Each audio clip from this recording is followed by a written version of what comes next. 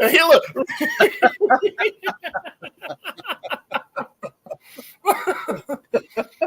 Glad you can join us, everyone. Yeah, we've just been talking away because I forgot to hit the go live button.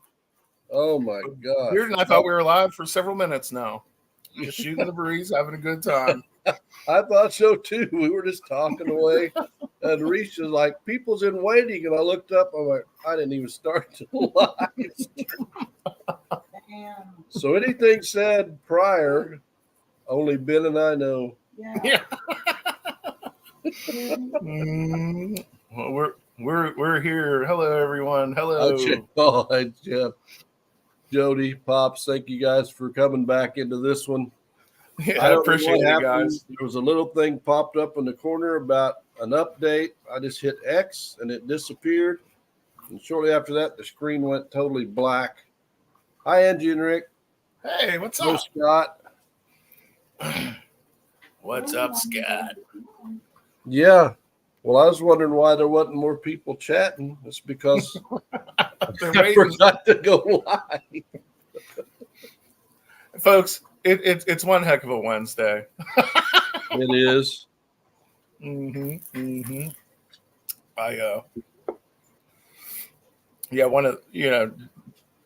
Just one of the things that, we were chatting about, and I'll bring a couple times as we're shooting the breeze, is the Global Magna Fishing Day, July 7th. Make sure you check out the Kratos group, folks. If you're in the chat and interested, sign up.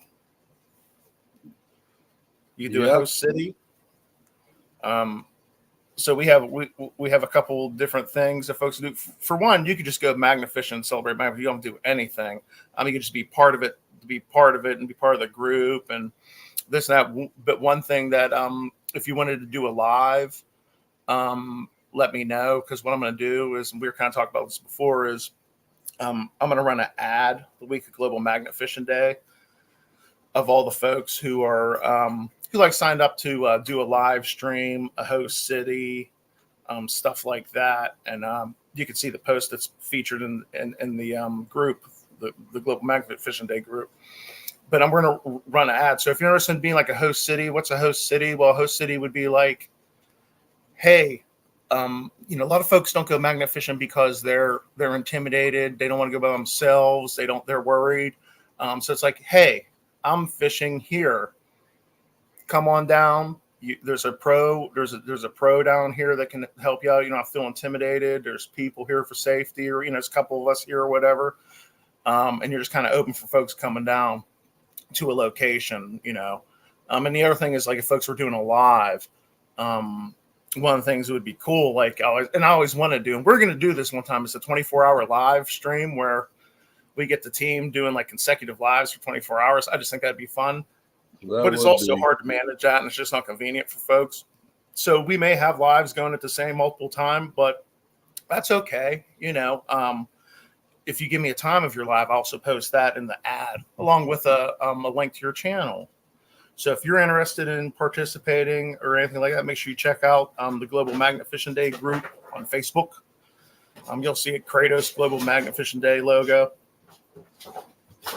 Because Global Magna Fishing Day, what's cool is we want to, we want to celebrate this hobby that we love so much. What we do, clean up these waterways. Yes.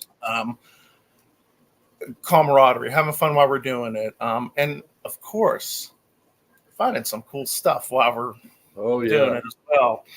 So it's a good day to celebrate what we love to do. So the more folks, the merrier. And check it out. But you did bring up a good point, Benny, when you were talking about some of these cities, aren't the safest place in the world. And there's people that want to get out there and magnet fish, but they're scared to go by themselves. So if somebody in a certain area is going to have a group of people out there where they feel safe to be out there, safety in numbers, they can go out, they can meet new people, become part of the Kratos family, and have fun and clean the water. Well, we're slow to getting people back. Yep. We're going to try to make it the last time we play hide and seek tonight. If you're in the chat, I like to see that dedication. You rock. Thanks for coming over to part 2. No doubt. Hello, everyone. But yeah, it's you know, so like one thing that I get is like with Kratos is I get a lot of emails from customers and folks, and and that is some of the things that like trickle through is the apprehension about magnification. Some folks are just nervous about doing it. They're worried. They think it's illegal here or there, which there are, yes, there is somewhat some restrictions here and there is, yeah, but and No kidding. they're nervous because they want to go into a city. They want someone there that probably they can get that magnet unstuck too, which we all know. And if you help folks out there with their magnets when they get stuck, you are a saint. Kratos is dubbed you a saint in your own right because it's the right thing to do. And new folks, they don't necessarily have that skill built yet to where they're working with magnets, especially when working with it to get stuff free, especially when they jump right to those big magnets. Yeah. At some point, I'm going to have to get a big magnet. Mm-hmm. Mm-hmm. There's places, well, like the one bridge we got around here, the Poseidon would be good for daubing along the edge because there's things the Titan will grab and you can feel it start to lift up and then it lets it go. It just isn't quite strong enough to get it on up out of the water. Now, I don't know if it's something that won't move all the way out of the water or what, but I mean, the Titan's an incredible magnet. Yeah. If you're looking for a dragging magnet that's flat, check out the Kraken. That's a 3,800 pound clamp magnet, which means the pull force is divided on the top and the bottom.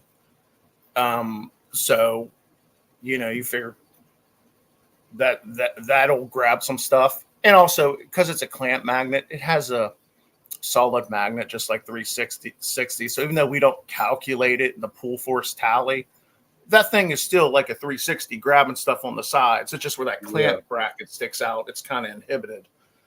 So it's like it's the same solid magnet at 360, just putting a clamp bracket. But just because industry standards, we only calculate pull force on the top and bottom with clamps, similar to double-sided, the traditional double-sided that most folks, Scott, this gentleman on screen has all those answers. So if you're looking for a solid mid-range setup, I would say probably the Artemis. It's kind of a mid-range. It's a very strong magnet that weighs, I think, 2.4 pounds, something like that. Yeah, Beard, you're good. I've done a small pepper. Yeah, and if you're looking for something for like more of a like I said, a dragging style, the Athena would be good too, but the Artemis may be a little bit stronger on. But the Athenas are intermediate clamp magnet, and it's good too, and it's a little bit more less expensive than 360s. So when folks are on a budget, so to speak, and they want a magnet that has that bigger field like 360s because it's one solid magnet, not like the discs that are in single-sided and traditional doubles. The clamp has that. Like I said, it's only really inhibited by that clamp bracket part on the one side that sticks out. So they're less expensive. So you're still getting that pull force, but of course they're really made for dragging, where 360s are good for dipping as well. Clamp magnets aren't necessarily the best for dipping technique, but dragging's the most popular. So it's okay. Most people are throwing out dragging in. Hello, Ann. Yeah, Scott, if you go to the Kratos Magnetic website, Ben's got all the kits on there listed, and he's also got magnet separate, rope separate, but you can get a kit. How much for the Artemis and the rope and the carabiner, please? So the Artemis comes in three ways. You could just buy the magnet. You could buy the combo kit, which is the rope and the magnet. You could buy the classic kit. That comes with the bag, gloves, scraper, thread locker, which you need if you don't have it, and your rope. So I My can just use discount, my discount code is scrolling right across the bottom. now. We've been extremely busy. Amen. Thank everyone for the support. Kratos Magnetis has been Mhm. really busy. And so if we're out of a magnet that you're interested in, they will be here. We're getting them in a couple weeks where folks are trying to keep up. It's selling like hotcakes, and it's really crazy. And I'm so blessed that for all the support and I'd everything love that's you going on it. on right now. So just bear with us, folks. Kratos got the forge fired up, and the Neo Divio is getting set up. So just hang with us. Pop said, I guess I need to get a new magnet now. Tatiana's in here. Hello. I will tell you, though, Scott, if you choose a magnet and you have to wait just a little bit on it, it's worth the wait. Because the Artemis Classic kit is $195.99. Now we do have a King Midas edition magnet, which is just a gold cover. That's the only difference.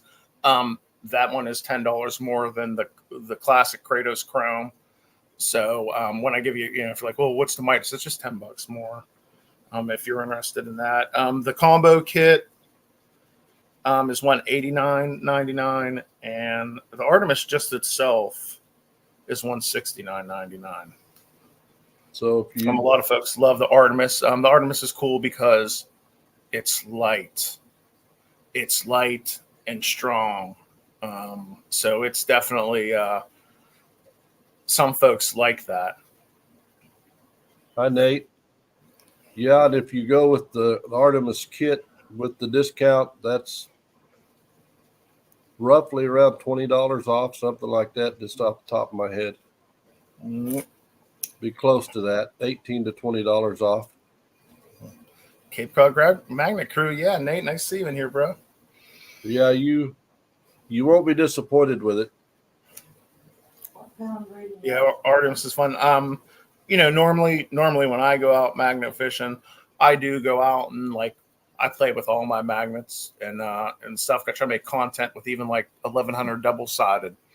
But usually what I put in my arsenal is the 2000 single sided, the 2400 Orion clamp, and then the Titan. And then for when I really want to get crazy, a lot of folks will be like, oh, you probably throw a Poseidon. No, I like Dragon, so I throw the Kraken clamp. And that thing is nuts. So, Johnny, the Artemis is a 2,400 pound 360. Yeah. And the Titan is a 3,800 pound 360. Yep. And then you got the Helios that is a 1,400 pound 360. Yeah, the Helios is great for kayaks, and that's that one I designed for a kayak. That was my kayaking magnet, because for a long time, my kayaking magnet was like the 1200 single sided. I liked that because I was dipping with it, but then we did the Helios, and it was like, yeah, this is what I want. I want a little 360 that, something that's not going to be an anchor, but also wants to eat. Hashtag Ferris feeding. Well, Johnny, you got to take into consideration. Now that's 3,800 pounds on like a clean, dry surface. True broskies, what? Tagging, bro. What's up, two bro? What's Two brothers. Yeah, what's up, my man? How you doing? Take nice to see you, buddy. This stuff in the water, a lot of it's rusty, or it's got like a green slime on it, so it's not a real clean surface. Yep. So you lose some of your strength in what material you're grabbing a hold of.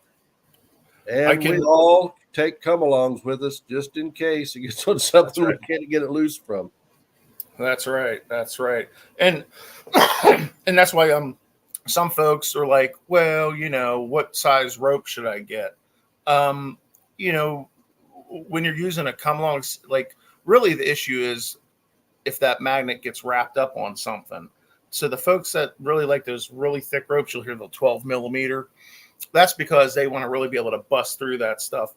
The ropes that we have with the magnets are technically they're strong enough for just a magnet, getting it free or whatever. But every once in a while you do get in like awkward, or if it gets stuck under a bridge or something at a weird angle, that'll rub the rope and just be, you might want a thicker rope.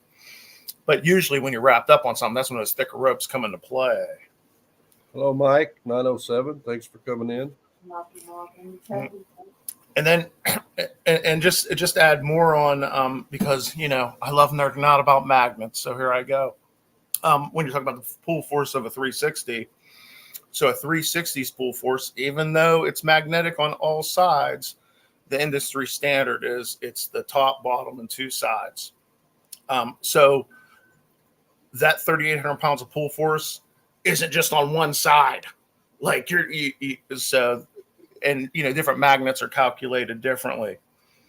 Clamps, top and bottom, double-sided top and bottom, and then the single side, obviously, just the bottom. Beard, maybe you should get the Kratos 3000 single-sided magnet. That's 3,000 pounds of direct pull force. That might work. Yeah.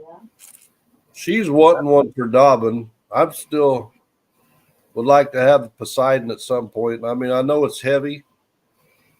It is. But it's also very strong. Really thick silk. Yeah. So, the Poseidon is 4,850 pounds pull force. Even though all sides are magnetic, the industry, we just calculated on four sides. So, well, this one place we go up here, there's a lot of silt in the water. I mean, there might be a foot of silt plus the mud. So, the bigger magnet would sink in there deeper and probably work a little better. Yeah, that's why I like. That's one of the reasons why I actually use the Kraken, because that thing is just like a plow. It like just digs. It's heavy. You're dragging it. It's digging in that dirt. It's really churning stuff up. But I tell you what, though, that's great if you're magnet fishing for an hour. And this is where, weight comes into play. If you're going out all day throwing that Kraken, you better be you better be built differently than me, because it does wear on you after a while. And that's when I'll usually switch up. It's like, it's time to throw this one or the other, a little bit later. The Titan for strong it isn't a bad way. It's a pretty late magnet. Hello, non-game girl. Hello, Clay. Well, when I go, normally I have my Titan, Artemis, and then we have the Helios, which I've got to get one because Risha stole mine. And now we have the Athena clamp. Yeah, Athena. Yeah. And I like the Athena. Had every intention of throwing that clamp because I've never thrown one. But a lot of people love that clamp magnet. Yes. Yeah. For dragging, it's a great dragging magnet. It's awesome. I mean, so you're getting, for the Athena, you're getting 700 direct pounds pull force on one side.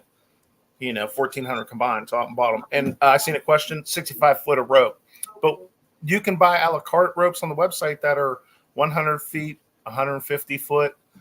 We got all kinds of stuff on there, but what we sell with the combo kit is just the 8mm 65 foot ultra rope, which comes with your aluminum carabiner, because when you have 360s, you want a non-ferrous carabiner, so it ain't sticking to your magnet.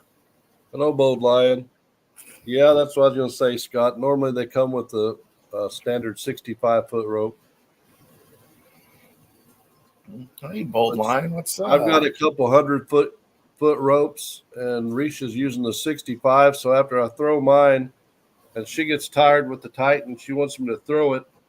I about rip it off because I used to throwing the 100-foot rope. Well, so Beard, I was scoping out magnet fishing places and stuff like this, and yeah, we had the 100-foot rope, and then I came across this bridge that I just had an itch to magnet fish, but it was so high, and I'm sitting here like, well, this isn't going to defeat the owner of Kratos Magnetics. We're coming out with 150-foot ropes. Yeah. Yeah. So I went, I was like, all right, let's do these 8mm 150-foot ropes, and it was like, yeah, I'm not gonna let this bridge defeat me. Yeah, Kratos is coming to town, baby. Let's get it.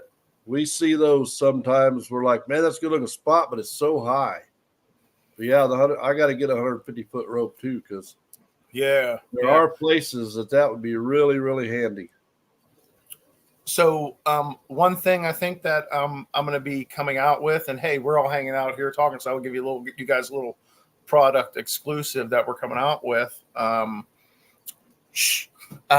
we're going to actually do so. One of the things that with the ropes and stuff is we're trying to think of ways to get the team's thumbnails be like really vivid, cool things just to add and accent that.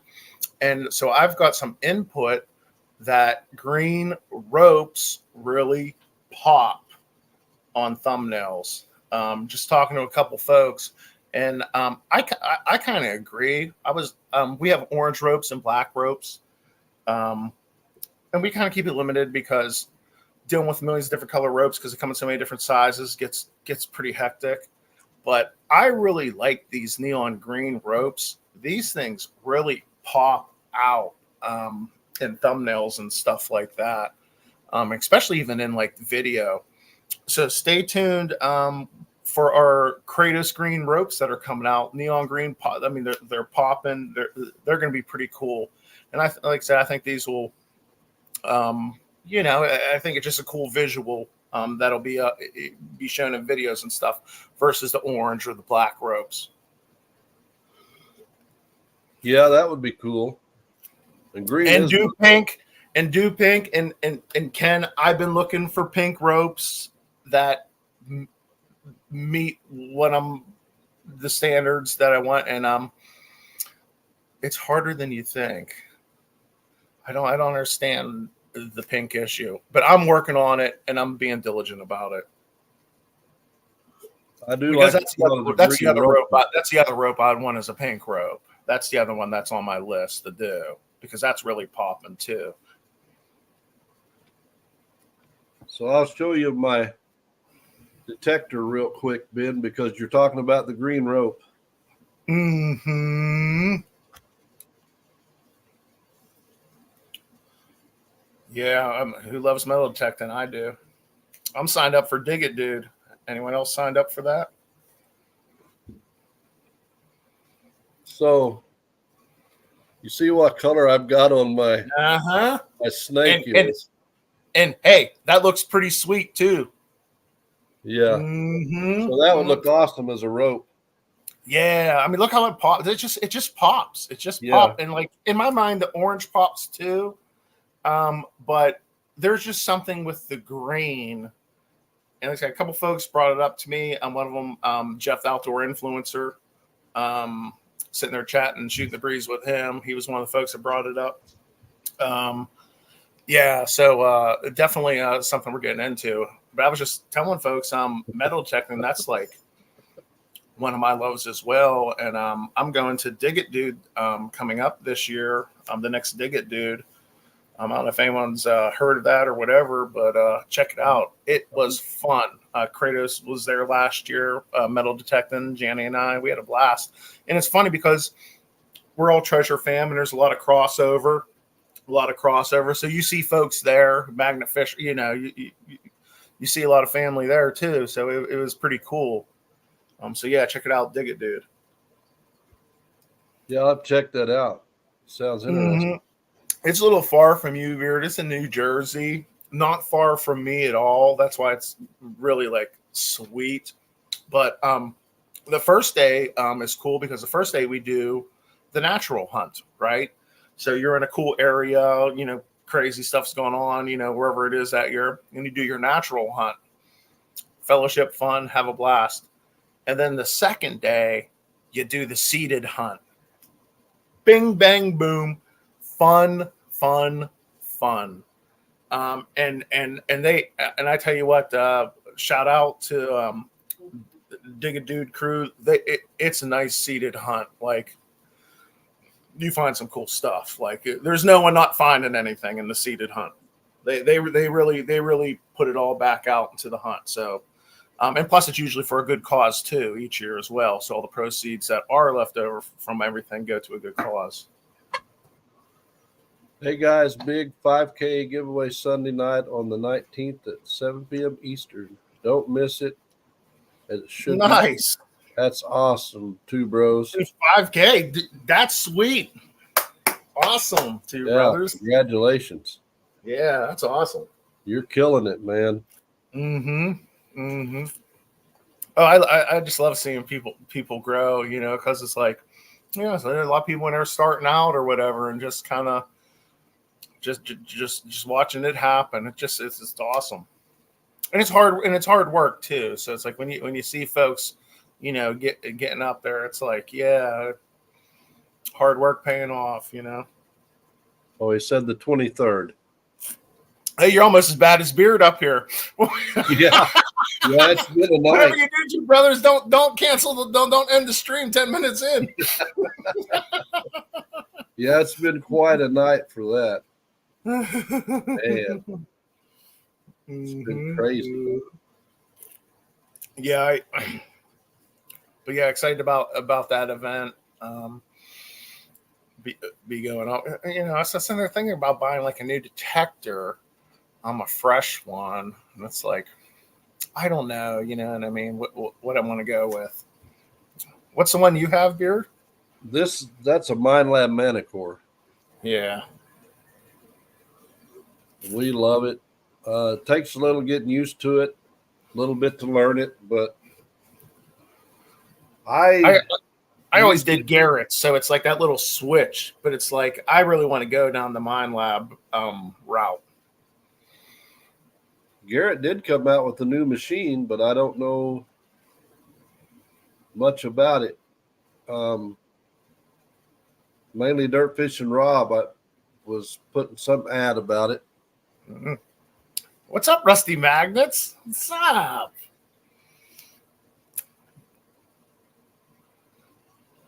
He said they've tossed those rope ideas back and forth a few months back. So check this out, Two Brothers. What I was thinking is maybe instead of a steel shell, and 907 experimenting with this a lot. What might be best for saltwater is a non-ferrous cover that's like a resin, something like that. That way, like, it's not an issue to just that might be the way to go, because it has a little bit of expand in it where you could see it, a little bit maybe visibility through it. Saltwater's crazy. So for all you folks out there at Magnificent Saltwater, you probably know, or if you don't know, you will know. Saltwater, brackish water eats neodymium quicker than fresh water. It just eats it. It just deteriorates it quicker, basically. So, when you're dealing with that environment, diligence in cleaning the magnet, removing it from the cover, and all that stuff, it will really make the process of the deterioration slow down. It will never stop it. It'll slow it down. So one of the things would be maybe a cover like that, which would expand a little bit, and you can notice it and clean it. We're working on it. The Kratos Science and Engineering Department is always experimenting and trying to, because Magnificent, we're all in different environments, and some rocky environments. So it's like you try to figure out ways to have everything perfect for all these different environments.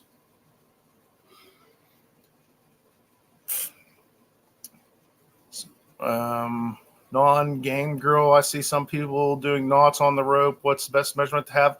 I do believe Cape Cod Magnet Crew has knots on their rope that they do. I think people put. I know some people may put knots on every increment just for oh, this is how far out or whatever. I think a lot of folks put a knot closer to the like where the magnet's connected. So when they're pulling up that heavy piece of metal, like, oh, okay, we're close. Yeah. I've never put a knot in mine because I know fishing line, you put a knot in it, it weakens it. So I don't know about the rope, if putting knots in the rope would weaken the rope or not. So, and that's the thing, yeah, that's what it's like. A knot creates a weakness. How much of a weakness? I don't have scientific charts on it, but yeah, you're right, Beard. Technically, something like that creates a slight weakness compared to a non-knotted rope. Hi, grumpy feller. Yeah, but there are times it comes to a point too, though. If you have a strong enough rope, that difference slight might be negligible. Yeah. Yeah, grumpy feller. What's up, grumpy feller? Up there. Yeah, there's times when you got something heavy on there that knots in the rope would help because I guess people that don't magnet fish, when they see us pull things up, say it weighs 30 pounds, and we say it's heavy, 30 pounds is heavy, but you got to realize you're pulling up on a little tiny rope. It's not like you can just reach down and pick it up. 30 pounds just picking it up is a whole lot different than picking it up on a rope. That's right. And that's a good point. So when I see someone who orders a 360 with a 6mm rope, when you're pulling that heavier object up on a 6mm rope, and let's just not talk about the rope not being strong enough because it's 6mm. Let's just put that out of our mind. But when you're wrapping that around your hands, yanking it up, it hurts more than an 8mm rope. That's really puts pressure on your hand. That's why, like, even the 8mm rope, I like, and that's what's strong enough, and that's what we can do. But like, I usually use a 10mm rope because that's where I feel comfortable in my hand and the pressure of when I'm really pulling, that it's just not digging into my hand. Why don't I use our 12mm rope? It's great, it's strong, but it's also heavy, especially when it's wet. And I tend to go to remote locations sometimes, and it's just too much to carry with me. Yeah, there's pluses and minuses because the bigger the rope, it's heavier. So that adds weight as you're throwing the magnet out. You lose some distance. As where the smaller rope, you can get more distance, but when you're pulling it up, it's harder on your hands. So there's give and take in it. Yeah. I do think, and Two Brothers, he said 10mm is best for him. Yeah, I do think most people, and like I said, you got to remember there is size differences and stuff that some people will shy away from. But I do think a lot of people end up eventually transitioning to 10mm ropes in the end. Yeah. And, 10mm are strong enough to where if you do get bound up in something, like maybe stuck in between, maybe some certain kind of rocks, or maybe wound up in a little branch or something, it's strong enough where it'll last a little bit more when you're cranking that winch, and hopefully that rope won't snap and it'll just be stronger than the obstruction.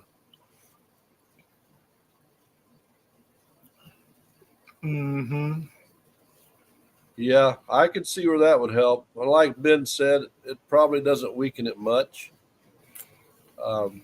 And depending on what size magnet you're throwing, like if you're throwing a 1,200 pound or 1,400 pound, the knots aren't going to affect you as much because it's not going to grab onto something as tightly.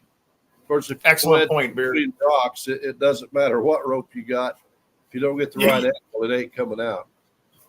And you just said the ding ding ding right there.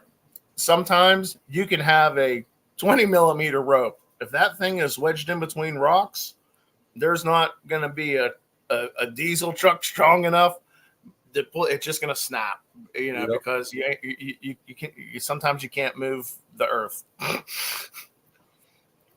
And I do have a little idea I want to discuss with you after the live too, Ben. Something I thought about for a while. Oh, a little beard brainstorm, huh? Yeah.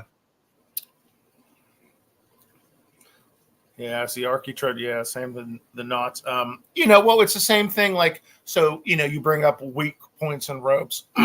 Well, that's the same thing as the old debate. Are you a carabiner cowboy?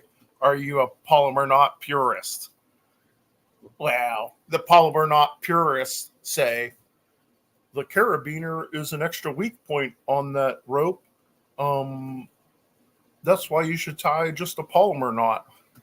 Carabiner cowboys are like, you know, it's rated for this much. I like swapping out my hook, my magnets, which is my preference. I use a carabiner because I like having my selection of magnets, because to me, I use them as tools for, you know, can you imagine me having a 10 millimeter rope for each magnet, dragging that around? Janny, get the third mat, you know, and she would probably beat me down. So I enjoy that aspect of the carabiners. You know, I've never, I'm not going to say that's untrue, but I never really heard of issues to where that's such an issue to where that actually matters. So if you're asking me, Benny, should I be a polymer knot purist or a carabiner cowboy? It's whatever you want to do. I wouldn't get too concerned about either way. Well, don't be scared of a carabiner. Yeah, I got different for a long time. Different magnets, and I quit using the carabiner and started tying knots because one day I was magnet fishing and I hooked something. I mean, I pulled, and it was everything I could do to get this thing up and out of the water. And it was a giant log that had an end that went right in that carabiner, and it pinched it. Yep. I had this big giant log I had to pull out, and I thought, man, that's tough. And that's another thing, you know, that you'll hear about it is the carabiner creates another irregular shape that may get caught or whatever. It's like, well, I get what you're saying, yes, but it's also right above your big magnet too. That it's going to get caught on stuff if it's going to get caught on stuff. Mm-hmm. And there's places that we go that there's really nothing that you can tie your magnet off to. Mm-hmm. So if I have my rope tied, then I got the carabiner, I can stick it through my belt or wrap it around something, you know, like a little bridge piece. But like the one bridge we hit a lot, the only way to hang onto your rope is to tie it off to yourself, because the bridge is solid concrete and there's nothing to tie your rope to. Yeah. You know, I've made that rookie mistake. Just not thinking, being scatterbrained to where, all right, I'm ready to get in. You know, because I'm wanting to get that magnet in the water. It's craving. And I throw that thing in and I see that rope going, and I'm sitting there watching it. And I was like, oh no, it's not attached to nothing. And you just see it like going, and you're like, oh. Yeah. I think some of us out here in this chat probably did that too. I've done it. One little tiny bridge, I didn't tie my rope off, and I thought I was standing on it. Yep, there it went. A Jeff Outdoor Influencer was with us one time, and he threw his magnet out, and he about went head first in the water trying to grab his rope, and he didn't get it. And it took me about 15 minutes of throwing, and I finally got my magnet on his and got it back out. But yeah, it happens. Yeah, I you know, one thing that, like, when I'll be watching a video or something and I'll see someone throwing out a magnet, one thing it's like, oh my goodness, don't do that. And like I said, to each their own, but it's when I see the grappling hook attached to the magnet, and it's like, oh no. Just to let you know, from emails I get from customers, I get a lot of emails of folks that try that technique and then tell me that, like, oh, I lost my magnet, and they're trying to figure out ways to get it back because that hook gets stuck. I get the purpose of that technique, because you're trying to make the best of one throw. You're trying to hook. You're trying to get ferrous material all with one throw. but I don't recommend that because to replace a hook, folks, is like $12.99 or whatever on Kratos.com. A magnet is a lot more expensive than that. Yeah. So I that's don't like know one how many technique magnets. I don't recommend. Hi, Jason. I don't know. Hi, Grandma Kelly. How many magnets we have found magnet fishing that people's lost? Mm-hmm. And it happens a lot more often than you think it would. Yeah, yeah. What's up, Motor City? Nice. Thanks for joining us, bro. Yeah, that is what's weird, and it's like, and I've seen this before. Like out there was like the bingo, magnet fishing bingo, and I think that would actually be fun to do, and maybe have like a weird contest or something where we run it for a month. And definitely, what would be one of those things on magnet fishing bingo is another magnet. Because there's a lot of magnets out there. It's crazy how many folks find a magnet, and because they're magnets, they want to stick together. So it's like, Yeah. You find them out there. Well, it's surprising to me. My dad and I have been on a boat dock, and we'd be like 10 feet apart, and our magnets be hanging in the water, and you watch them, and you can see them start going together. Mm-hmm. Mm-hmm. Now, there's somebody in the chat here that I threw my magnet in, they threw theirs in, and they were probably 15 foot apart. And I'm pulling my magnet in, and I get 10 foot from the bank, and I feel, wham, man, I just hooked something, pull it up. It's their magnet. I seen a video with rusty magnets not too long ago, and it was an excellent magnet separation video. I think it was when a Poseidon and a Brute Boss kissed. And it was an excellent video. How they got that free. Awesome technique. Very pro technique. Very cool. They made simple work of it. So yeah. I don't know if you guys follow the Rusty Magnets out there. Very, very cool magnet separation technique. I've never even heard of them. Who are those guys? Yeah, it was just so cool because it was basically I don't know if there's someone in the chat or hanging out, but it's basically they use like a lever. They put I guess it was a pry bar through the one eye and just made it, use physics. And it was a very quick, very clean separation of high-powered magnets. A very, very, very cool video. Because one of the things that I get a lot of emails about is when folks order the doubles and they don't understand. Those Kratos magnets want a Kratos kiss so bad. They want to kiss each other. That's all they want to do. Oh, yeah. And, they're not careful and they get stuck together. So they're, and it's like, well, how do I separate these magnets? And we have a couple of videos, but. Because I've had my finger get in between there 2 or 3 times. And Miss Grandma Kelly got her hand one night on my live. Oh. On her 2 magnets. Oh, he's holding one up here like this, and the other one comes, bam. Yeah. So the last one I seen was Joker. Joker had his fingers stuck in between 2 magnets trying to Kratos kiss, and it was like, ooh. Oh yeah. Handled it like a pro. I was very impressed. Joker, if you're still out there, you have strong fingers, bro. Yeah, I got my thumb, I think twice in one day, because when Risha was magnet fishing, I would have something on magnet, I'd be filming it, and I'm reaching up to take it off, and then she'd walk over with hers, bam, just like that. So I learned when she's around, put it way over here, or I'm going to get my fingers. Yeah, crushing injury, really bad. It was, Grandma Kelly. What really sucked was that you were too far away for me to run over and help you. But yeah, it was bad. Grandma Kelly, it was awesome meeting you in person. You were it was so cool. Such What's up, yeah, was it? Brockton? Well, those pin. Yeah, it's almost like a rite of passage. What's up, Brockton?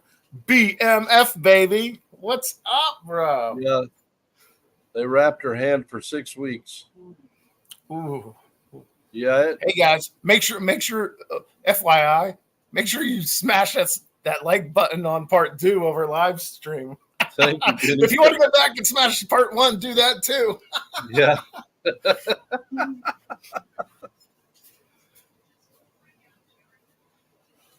Oh, Motor City said he had a close call with a Poseidon Titan. Yeah, that's yeah. They will jump, and I've got 2 or 3 different times I get so tickled at my dad because he'll get something with the magnet and he'll be showing me, then he'll put it down and it'll grab his pocket knife. He's like, oh, yeah. Motor City was just out there not too long ago taking the bomb squad for Magnet Fishing Adventures. Dude, Motor City, that was, if you guys haven't checked out Motor City and the bomb squad video, like where, are you going to start charging to do magnet fishing? Like how they do fishing tours or something? He had the bomb squad out there, and it was such a cool video. Check it out. And what a cool video to show how magnet fishers and law enforcement, how we're working together when we're cleaning these waterways, and we find this crazy stuff. I'm not going to tell you what the crazy stuff is that they're pulling up. You have to check out the video. But let me tell you some crazy stuff. Non-game girl, I hate to hear that. He's coming back with him the 28th. And so did Paul. Mr. Paul Cassidy. What's up, Mad Mag? Joining us. Benny was talking about Global Magnet Fishing Day. Yep. Give me 1 second. I'll be right back. And I'm going to explain Global Magnet Fishing Day. Don't leave me hanging, Benny. But it's great to see all of you in here tonight. Appreciate it. Mark Two Broskies is going to have a big 5K giveaway. He zipped up there fast. Good job, Mark. That's all right, Mark, as long as I win all the prizes. That's all that matters. Yeah, he left me hanging. I did it to him earlier when the computer went nuts. Yeah, we got to get back out there and do some magnet fishing. And if you all have not watched my last 2 videos, I would appreciate it if you go watch.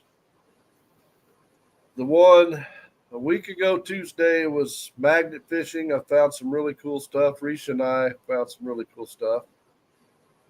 And then the one yesterday, I put out a metal detecting and was for me a find of a lifetime.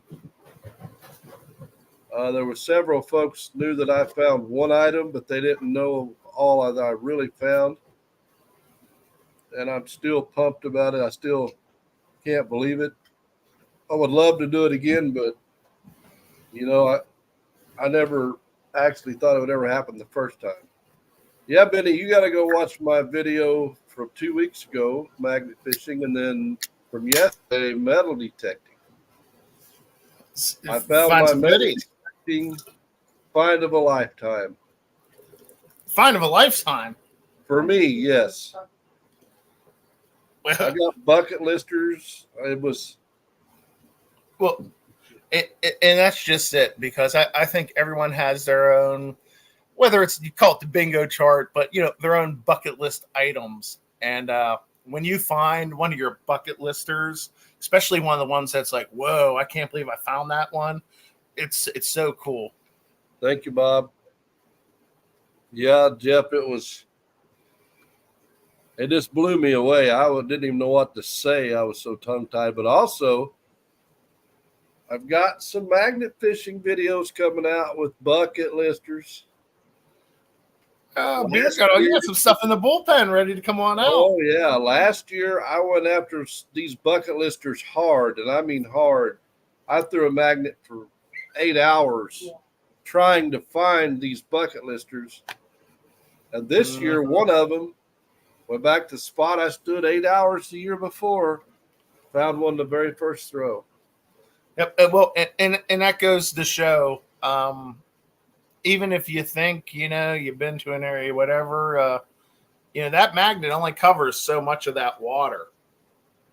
There's a lot, of the ground of that water, the ground floor of that water. Yeah, even if you think, there still might be stuff lurking around in there, it just takes that one throw to hit it where it is. Yeah, and also if there's any mud or murk, in down there, and you get a good flood to move some of that stuff, it might cover some stuff up, but it also just uncovered a bunch of stuff. Mm-hmm. Yeah, the floor. The floor of these waterways is always changing, morphing. The floods are pushing stuff on the bends sometimes a little bit more, or pushing things a little bit downstream. So that's like when I was magnet fishing this one. It's like we call it an aquatorium, but it's basically like a large dock along the river. I kind of toss a little bit down river a little bit, like on the edge of it, because some of that stuff has trickled down, especially with floods, to kind of get it. Yeah, I wasn't the only one to get a bucket listers. Mr. Ken from Cali Seed Adventures got some bucket listers. Mm-hmm. Yeah, that's what's so awesome. Marky Treasure Hogs. I mean, it was pretty awesome. Yeah. Yeah. Bone Dead got bucket listers. That's so cool. And just to recap on, I know we were talking about before I left, just real quick, and I'll bring up a couple times as folks join chat or whatever. Global Magnet Fishing Day, July 7th. Make sure you check out the Kratos group, Global Magnet Fishing Day group, if you're interested in participating. Being a host city where folks, where you could, hey, folks, come on down. I'll be hanging out here. You come on down to Magnet Fish for folks that are interested. Or if you're doing a live, also let me know in the group. We have a featured post on there.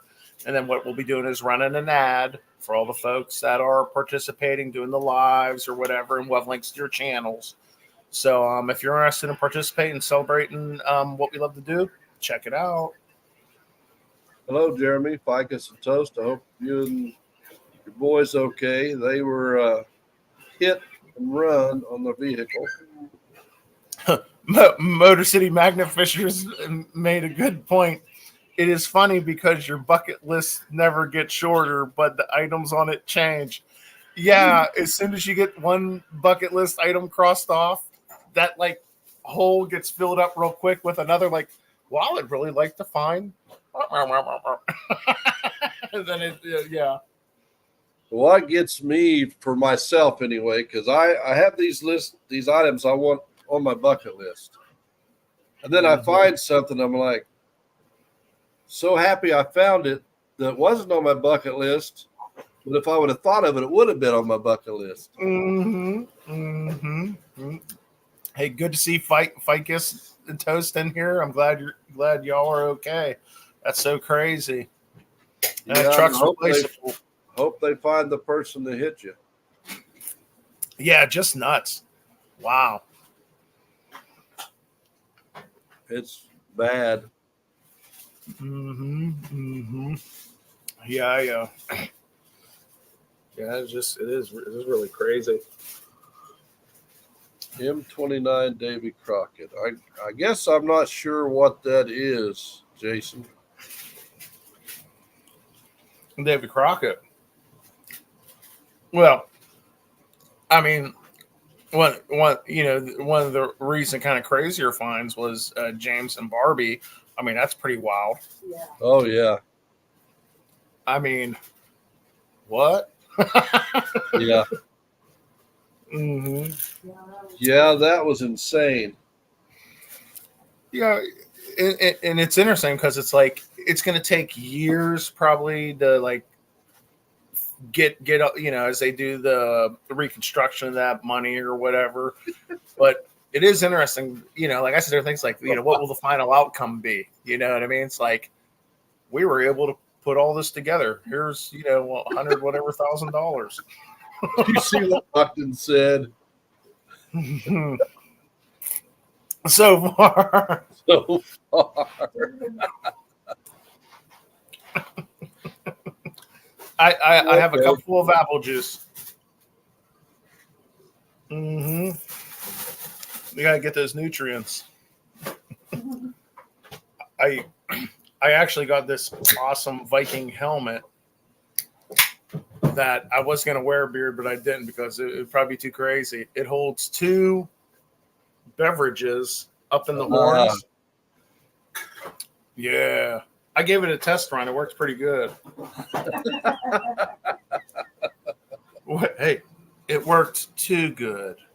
Yeah, too good. It worked too good. Yeah. Miss Risha said that we will try to do something on Global Magnet Fishing Day. Oh, sweet. Like I said, I don't want you know, think things with the surgery and stuff. You don't want to do it to where it'll cause further injury. But if you are healing up and on the mend, Well, I don't Yeah. know when it will be. Like I said, they referred me to another doctor to have the little needle stuck in you to shoot electric charges to see if you have. No, you shouldn't film it. I think you should. And hey, Brockton, some engines run on diesel, bro. Come on, man. Yeah. Come on, Well, bro. I don't know when that appointment's going to be. And if they do end up doing surgery on my arms, I don't know when that will be. I mean, I'm sure it's going to be well after Global Magnet Fishing Day. Mm-hmm. No, I don't want to injure him anymore, but I still have to go to work every day, and that's not helping. So I might as well have fun also. That's right. Yeah. Hey, I can't disagree with that. Everyone's saying you should film it, Beard. Brockton saying film it. Who wants to see Beard on anesthesia? I do. Well, they don't give you anesthesia to stick those little needles in there. No. When they my did this one, Benny, because I had carpal tunnel surgery and ulnar nerve surgery on this arm. And Reese's like, oh, they just stick you with a little needle a couple times. That's all they did to me. Yeah, that's all they did to her. So they started out around my wrist and they slowly worked their way up my arm, through my shoulder, all through my back, my neck. And she's over there just looking. Well, they didn't do that to me. I said, well, they're doing it to me. You got lucky. I got lucky. Oh my goodness. And after that surgery, I don't know what happened.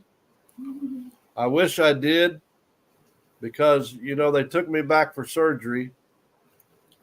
They knock you out. When I woke up, all I remember was telling the nurses, thank you for being so nice to me.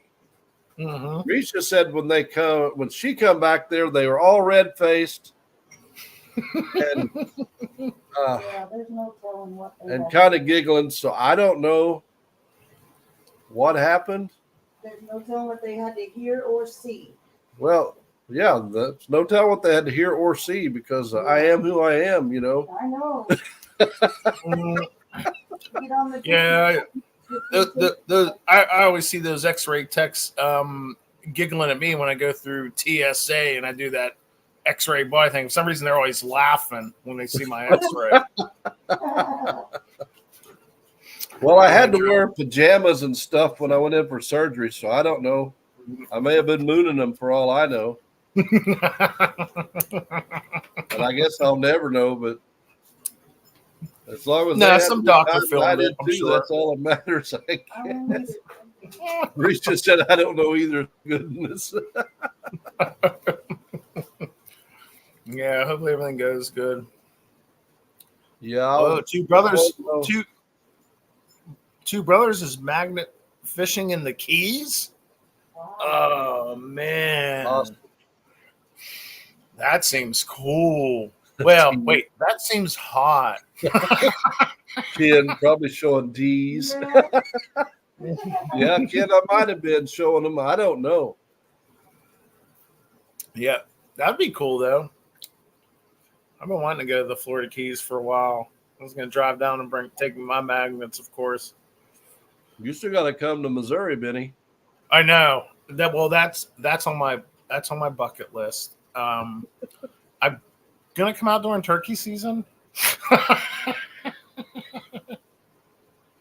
Yeah, Mhm. it's possible. Mhm. No, it's like I have a couple like there's like bucket list places and where I want to go, and yeah, going down and hanging out with you and Risha, that's one of them. Yeah. So you'd have to take your pick whether you want to be here spring turkey season or fall deer season. I'm just gonna come down for both. No, I know, right? Okay. Yeah. um, I am highly jealous because for the past 2 years, I've been actually chasing a turkey, and I have been unsuccessful.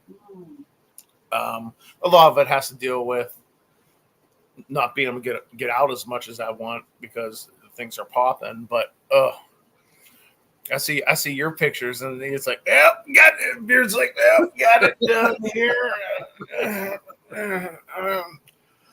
Yeah. Yeah. Well, I got lucky opening morning. There was 6 different toms around me. Hmm. And there was a guy my dad met that he invited out to hunt, and I showed him where to go. And it's Mhm. like raining and thundering and lightning, and he ain't out there 20 minutes, he gets one. Uh-huh. And then I got my second one. So I can't. The guy that came out here was for 8 years. He was in the outdoor industry with Mhm. people like Michael Waddell and different people like that in the the hunting industry. He traveled all over with all those guys, filming them and stuff. So Well, now he's invited me to some hunts. that's what I love turkey hunting because and I'm not sure who all hunts or whatever in the chat, but turkey hunting is fun is because you can really communicate with turkeys and draw them in. You're actually kind of like talking a different language. It's almost Oh, yeah. like yeah, and then the birds respond. You call back. It's really cool. I love it. A little bit different than deer, no doubt. When you're able to rat and win a big buck, that's awesome too. Which is kind of similar because you're doing not really a language, but queuing up on different things. But yeah, turkeys are awesome. I just love calling them, the response back when you hear them getting closer.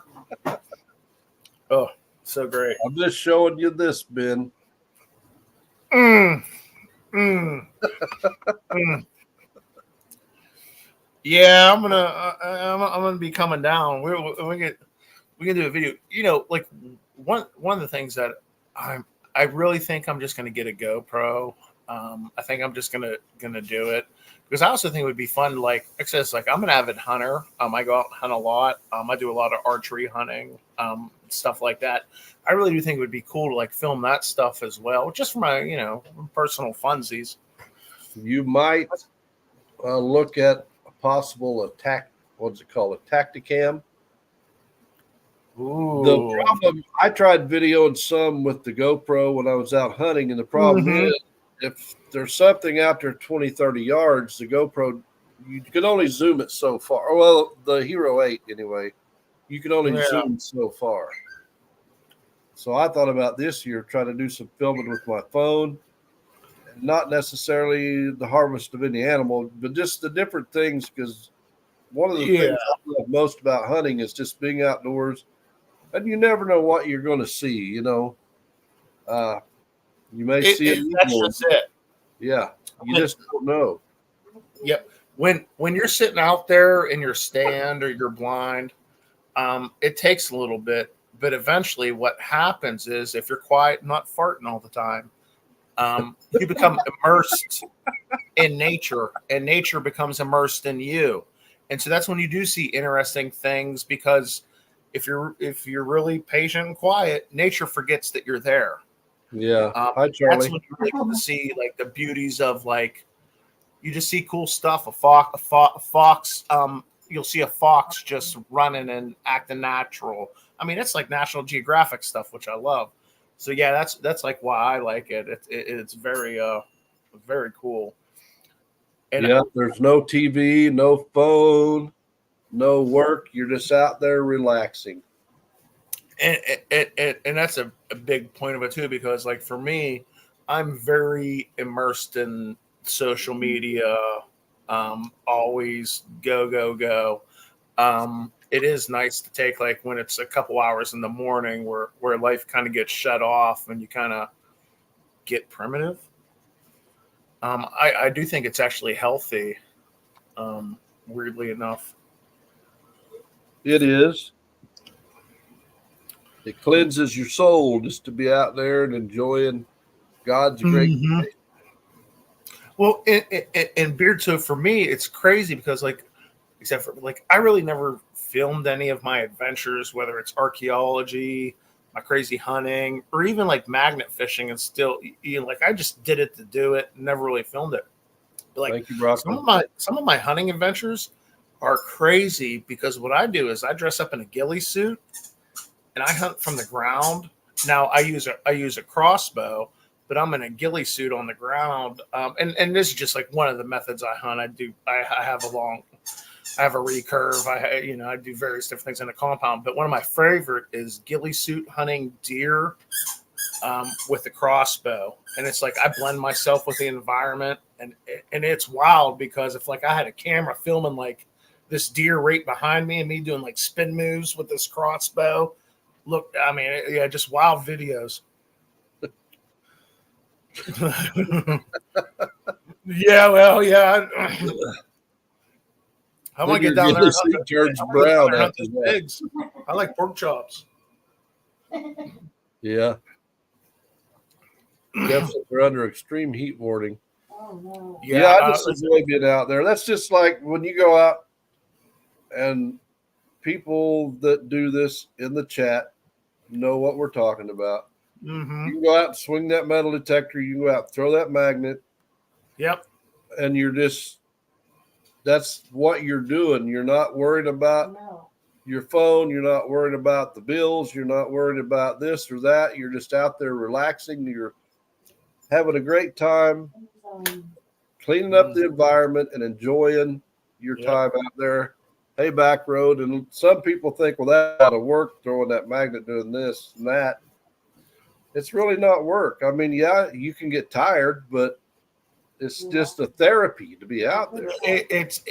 And that's the key word. And just like something we talk about hunting or even like metal detecting and magnet fishing, and that's kind of what it is for me. Like when I go out magnet fishing, it's very therapeutic. Because life's just so crazy, always so busy, so much always going on. And it's like when I get that little break on the weekends, whether it's magnet fishing, metal detecting, or even other hobbies like hunting or whatever, it's like, it's so therapeutic just to let go of things and just appreciate what you're here doing and why you're doing it and enjoy, just enjoy some fun. For me, what you do really wasn't a job. No. Out there, looking for artifacts and all that. That would be so much fun. I mean, that's just something I would be excited about getting up and doing every day. Yeah, like I'm not gonna lie, and this is the truth. Like, my job is pretty cool. Yeah, I'm blessed to be able to do what I do, to be able to like work in these like crazy environments, whether it's battlefields or much love to you, bros. Crazy places. Yeah. Sherry Lynn. My husband doesn't like me to go with him because I can't stop partying. Just tell him it's a deer grunt. It'll be okay. Yeah, no doubt, Motor City. Once you get past the tranquility and fun of magnet fishing, and then for all you folks that put that hard work into making like content and awesome videos of just sharing your adventures, no doubt that's work, and it's not easy. I always give props because it's like I do I do my little ads and stuff. It's like folks that just on the weekly reg are just like editing videos, pumping out content. So much work, and it is definitely, when you start seeing those followers grow because of all that hard work, it's just so cool. Hello, Tom Kingery. The editing part, yeah, for me it's work, but the filming part, I enjoy doing it. I just enjoy doing the filming. High Magnets Away. The editing. I guess that's why live streams are fun, Beard, because there's no editing. Yeah. And so it's just like, it is what it is. And I want to thank you for making that ad you put out there for us. Yes. For Iron Oh, Atlas. yeah. That was awesome. Cool finds. And it was like, because folks, always send me photos of your finds and stuff. And like, I try to post as much as I can, regarding the finds, this time, a lot of stuff. But always feel free to send photos of your find stuff. Yeah, Beard, awesome finds. I had fun making that because I really like making videos of the team. Nothing gets me happier than when the team member sends me 5 photos of just them, clean up those waterways. Awesome finds, and I'm truly blessed too because I get sent pictures of finds. Not only do we get see through everyone that's on YouTube or whatever, but it's like I get tons and tons of pictures sent from just Sally, who just bought a magnet, who doesn't have any kind of social, like, look at this crazy thing I found. It's like, that's an unexploded ordinance. Yeah. Yes, Yes, Sally, that's a cool find. Go hit it with a hammer. Here's some tips. Take it out of your curio cabinet. Yeah. Well, it's I guess it's a good thing and kind of surprising that how many people actually stop. What are you guys doing? What are you finding? What do you do with the scrap? We thank you for cleaning up the water. It's awesome what you guys are doing. Mm-hmm. I mean, we get that a lot. I mean, you get that person on occasion that's got that attitude, but 98% of the people that walk by there are excited about what you're doing, and if we get a chance, if they want to throw the magnet, we let them throw the magnet. If they got kids, hey, you want to throw the magnet, we let them throw the magnet and have fun and interact with them, and that's a lot of fun too, because you never know, maybe one of those people is going to get a magnet and go out there and start cleaning up the waterways. Yeah, and like sometimes with me is when I'm going out to an area, and I'm always respectful of people who are just regular fishing or whatever, and this and that, and I go to repeated spots. We all got spots we like to go to because there are honey holes they always produce, and at first when I started hitting this one honey hole up, it's kind of like the regular fishermen were like, made sure I was staying away, not interrupt myself. But you see, they're a little apprehensive at first, of like, but once I start pulling out all those snags, I was snagged on that thing, I think, last week. It's like, yes, Jeremy, yes. Now you're good, and so it was like weird once they figure out what you're doing. So now they like. There's no like, magnet fisher. It's like, you go down there. Hey, I was snagged up on some stuff the other day. Work down there if you can get some stuff out of there. It's like, heck yeah, So it's like that, just like difference. It's like perspective wants to see what you're doing. I know one time my dad and I was up at these docks we go to on occasion because a lot of people go there. So you're going to find the fishing lures and stuff, but I don't know how many knives and fishing poles and just good usable stuff we pulled out of the water. And there was a guy there, and of course Dad's 86. He gets a little rude at times, and this guy's crappie fishing, and Dad said, "We mind if I throw my magnet in here?" He said, "No, I don't care. I ain't got a bite." So he's like almost shoulder to shoulder to this guy, dropping his magnet in the water, sploosh. And next thing you know, the guy's catching fish. So Dad walked away because of the magnet silver, and Yes. And so he's like, "Hey, come back over here." He said they started biting when you start dropping that magnet in there. There's And a little bit of disruption in the water. There's some silver flashes. All of a Yeah. sudden, the fish are getting a little excited. And I watched the deal, and I don't know about freshwater fish, but they put these magnets in the ocean, and it will draw sharks. Something about that magnetic field it put off would draw fish in. Oh, you better watch out if you're in the Mississippi magnet fishing. There's a bull sharks in there. You might be getting one of those. Yeah. And I had a guy one day we were up there, and he asked about the price of the magnets, and the one I had, I told him, and he said, "Well, that sounds a little pricey." I said, "Really?"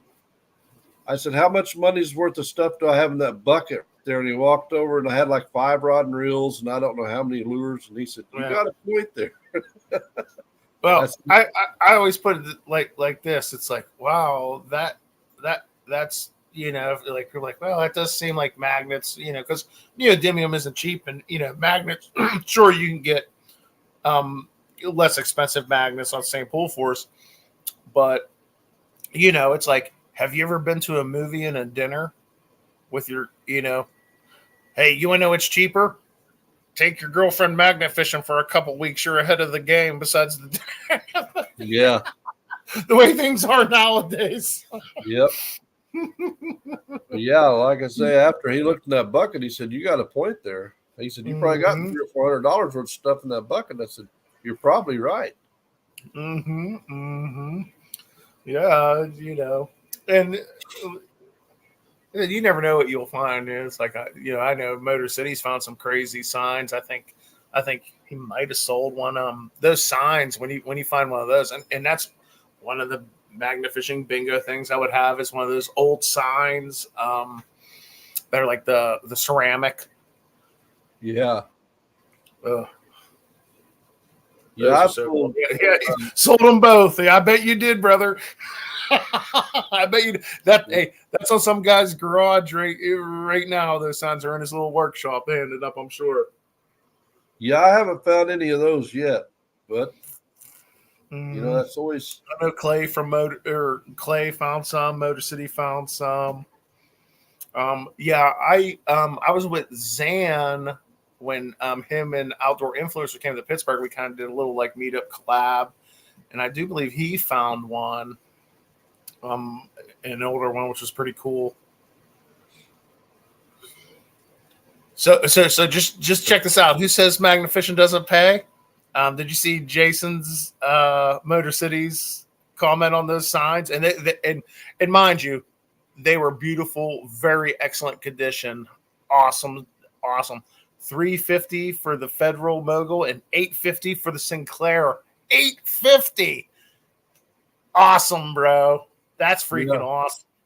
Brockton, they're porcelain covered steel. So the side is steel, and they put it over top of the steel.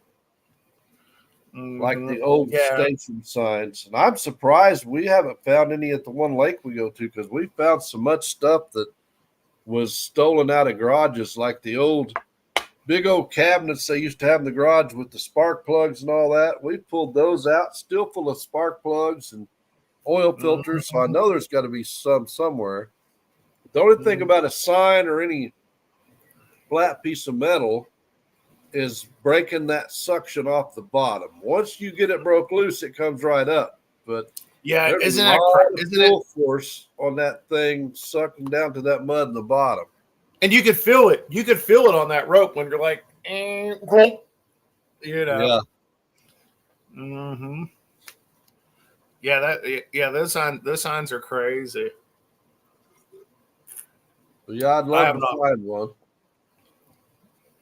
Yeah, I've not found one yet. Me and I don't know if you folks know who Chris Shiblik is. He's in a lot of the groups and chats and stuff. He makes cool electrolysis setups. So yeah, we're working here. We're working here to get one for me to update my setup. So I plan on doing some cool electrolysis stuff. Hello, Loretta. Hey, thanks for joining us. I'm still here. I'm just hiding. Nice to So see you we in here. will, if we're able to do that for Global Magnet Fishing Day, we'll let you know. Yeah, we will yeah. Let me know because probably I'll go put you live. up on the thing. I'll put you up on the thing, and then yeah, if you have a time or whatever, let me know. Even if you're out there going and hey, people, come on down, whatever. You know what I mean? Yeah. Beard, you are one of the saints of magnet fishing. Even if you can't magnet fish, I'm sure you can give guidance to maybe some folks who may be interested in your region. Yeah. And then you could just have Risha throw your magnet the whole time. But Risha finds the heavy stuff, Ben. Yeah. Risha, you can let them pull it in to make them feel good. You know what I mean for the video. Yeah, she always finds the heavy stuff. Mm-hmm. She did find something one time, and we got it to the top, but I couldn't get it all the way out of the water by myself. Mm-hmm. And me and her pulled as hard as we could. So Mr. Bucky said he'd pulled out of the water by himself. Mm-hmm. So he come down to magnet fish with us one day, and she said, "I'm back on it." And just as she said that, Bucky's climbing out of his car. So we put him right to work. And he goes to pull it on that. And I said, "You about to get it?" He said, "No, it's too heavy." I thought you were going to pull it out by yourself. He said, "Maybe I lied." Liar, liar, pants on fire. Yeah, him and well, they're going to show me treasure, Chris. We're pulling down the water. I got a claw on it, so the three of us are pulling down the water. It was an old fortune-telling machine that you put pennies in, and it had goodness, month you were born that you put the penny in the slot. That's freaking cool. So we pulling it up, and I mean, I'm optimistic, and I mean, I'm pulling as hard as I can pull. I mean, hard, and these guys are still, their ropes are moving, and mine's not. And I'm like, my God, what is it stuck on? I leaned over, and my claw had come loose, and I'm hooked at the bottom of the bridge. So I'm trying to pull the bridge over. Yeah, we got it out of there, and it was what, 4.5 foot tall, probably. Hey, when you're like this, and that sphincter is pulsating.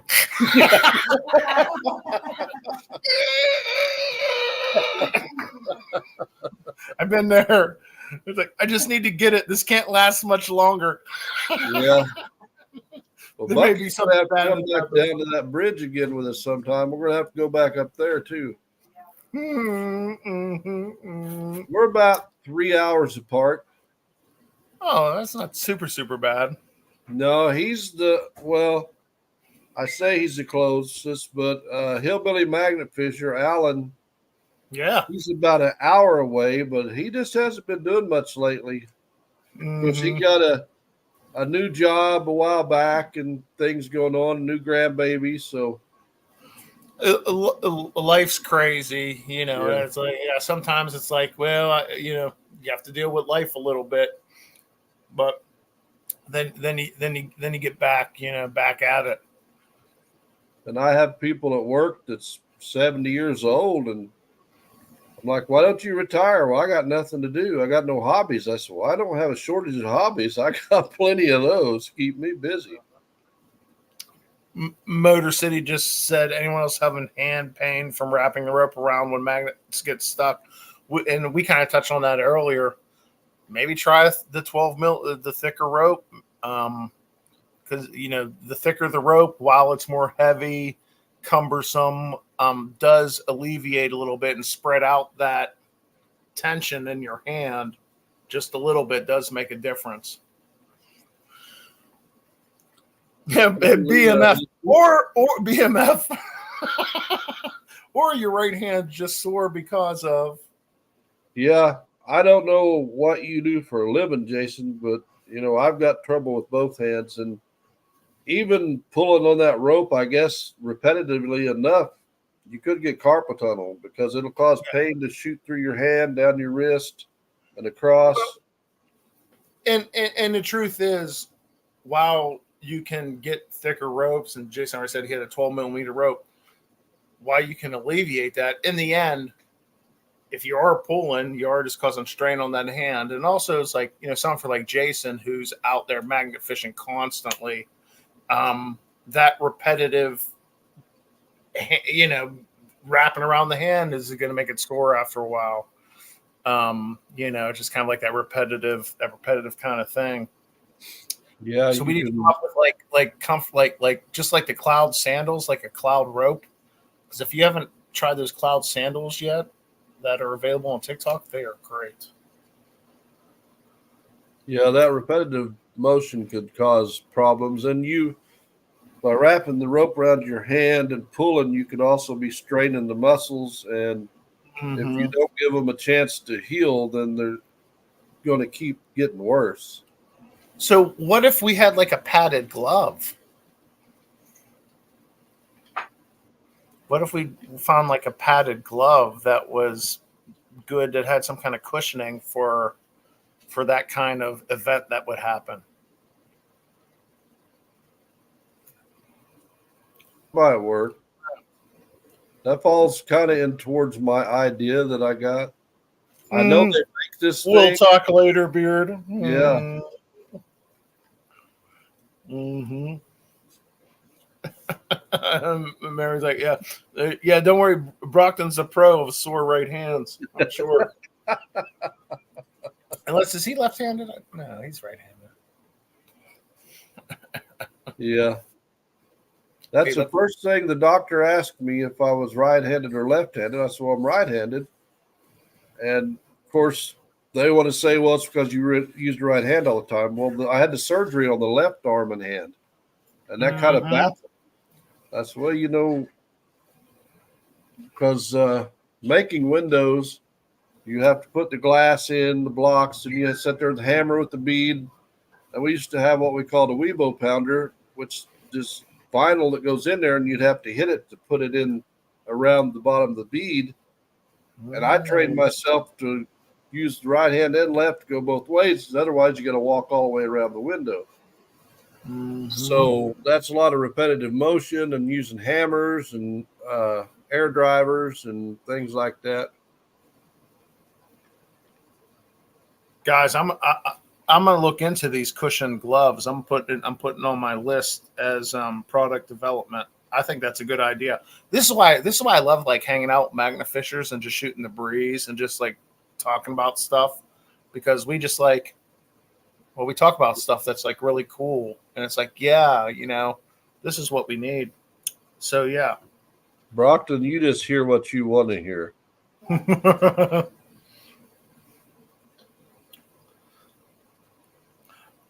Yeah, Motorcycle Man is just like, so like a lot of like the gloves that I use. I like the crabbing gloves. They don't look cool, but they're the ones they use on Deadliest Catch. I've seen several folks use them. Like folks that like use them, it's like, oh, like, yeah, but they don't look as pretty, as just like regular fit gloves. But they don't have that that we're talking about. So like why I like them, because it's like, they're using these on Deadliest Catch to pull in ropes in the deadliest environments, some of the world, cold environment stuff in the world. It's like, there's a reason why they're using these gloves. But yeah, it is interesting, the whole like cushioning aspect of it, which those are not cushioned at all. Well, the gloves that I usually use, Risha and I, of course, I do work at a window manufacturing company, and they have cut-proof gloves, and they may or may not donate some. We're not going to specify whether they do or not. Yeah, I always love donations. Hey, give me 1 second, Beard. I'm dealing with Apollo, my puppy. That's why I have to keep diving out. Like, we're still puppy training him. He's doing good. But when he starts scraping at that door a little bit, I get nervous. That's completely understandable. I can't know if he wants outside or if he just wants Dad to play fetch, but we're going to figure it out real quick. Give me 2 seconds. All righty. Bucky said hi to you, I think. Oh, yeah, you said hi, Bucky. But, yeah, you definitely want to wear some gloves of some sort. magnet fishing, and we even do it metal detecting because you don't know when you reach in that plug or when you pull that magnet up what's going to be on there. Because I've found several razor blades on my magnet, and I'm the world's worst about wearing gloves because I just don't like wearing them. But they do save fingers and hands sometimes when you're getting stuff. And we need to check into, like Ken, he wears, a lot of people I guess wear like the rubber surgical gloves under the regular gloves and keeps their hands clean. My only issue with that is my hands sweat so bad.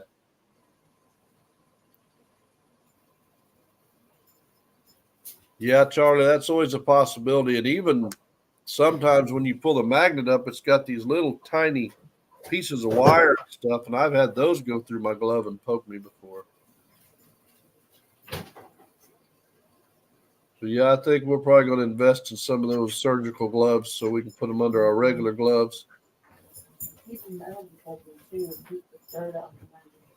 Yeah, your hands get dirty metal detecting too. And the only thing is, like I said, yeah, Jason, my hands get to sweating so bad. So if this is Apollo, he's a lot bigger since last time he was on Alive. Yeah, hi Apollo. He's being a good boy. He's the Kratos mascot. He is with me packing orders. He hangs out. He's with me all the time when I'm packing orders. He's my little buddy. That's awesome. He's still in training. Yeah, Magnet's way. There's a lot of people that's allergic to the powder in the gloves, but you can get the powder-free gloves. Yes. Yeah, Jay don't play. He's a miniature schnauzer. This is our third mini schnauzer. And he is he is my buddy. He's with me 24/7. Like I said, it's like after I come back from archaeology craziness, and it's like, okay, time to do, we got orders to ship out. He's like, let's get it, Benny.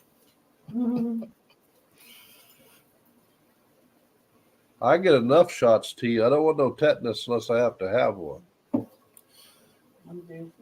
Yeah, Reese's due for one.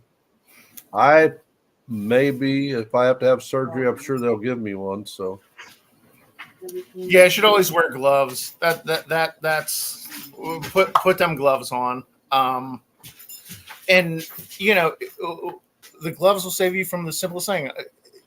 There's a lot of fishing hooks on those magnets, and I'm not gonna lie.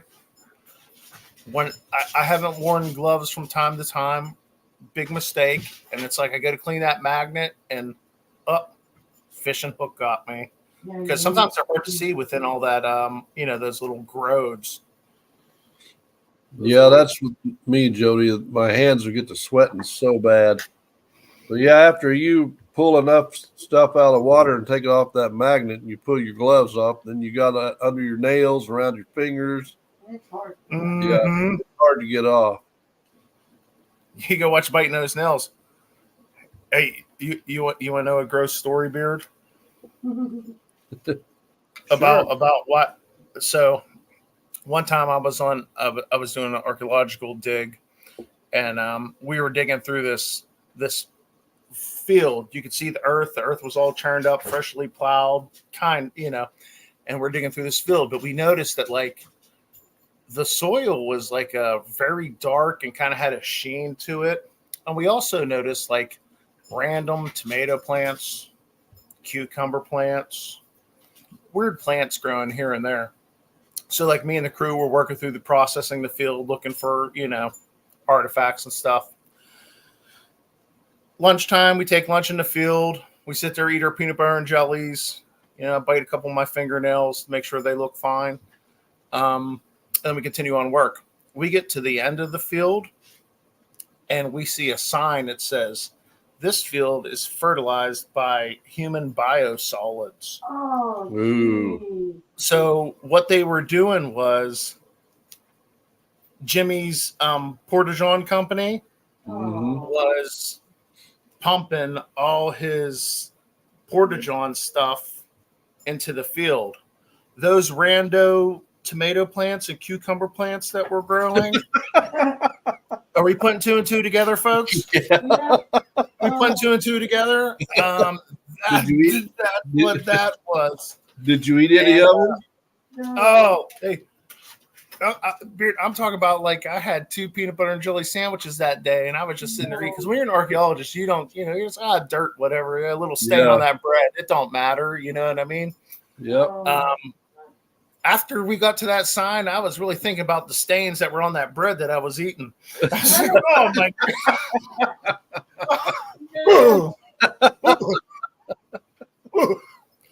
So yeah, that was a weird one, but that was a very gross. So it was like, yeah, that's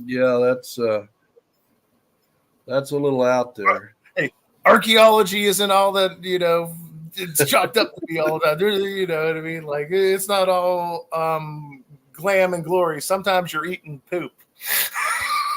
Yeah. Mhm. All right, Jay. Thanks for coming in. It tastes like peanut butter and jelly, Brockton. Oddly enough, I didn't notice a difference. But also, he's like, fat kid. You know what I mean? No doubt, no doubt. So you didn't eat none of the tomato plants or the cucumbers or the tomatoes? We couldn't figure it out because it was just like, well, they didn't plant any of these tomato plants in a pattern. They're just random through here. Like, why would they have cucumbers, tomatoes? Why would they have all these plants There mixed up wasn't like no- this? None of this makes sense until you There read the sign. There wasn't Till no you read corn the plants sign. out there, Ben. Until you read the sign, then it made perfect sense. I was like, oh yeah, those tomato plants were part of the circle of life. Yep. That's pretty bad. Yeah, that was one of the grossest digs I was on. That one, and that was probably over a decade ago, but it is just like burned in my memory. I remember that field like it was yesterday. Just Well, I couldn't figure see out. you- You survived it though. Oh yeah, it made me stronger. And we're just like, I just can't figure out why this soil is so dark. We were Risha just said digging you're over immune to everything. here. We were just digging over here, and it was not as dark, Yeah. Yeah, it was just like I just so weird. Different landform. Yeah, no, that was the Royal Flush Service. Makes- well, it's weird. Is I guess they were feeding cattle with it, so who even knows where that trickles down to? Yeah. Mhm. You never know. Never know. I went out recently. I found out that there was a butcher located close to where I live. And I was rather excited about it. Father's Day's was recently. Happy belated Father's Day to everyone who who's a dad out there. And I said, well, it's like I'm gonna give myself one of these. I'm gonna give myself a nice steak from this butcher.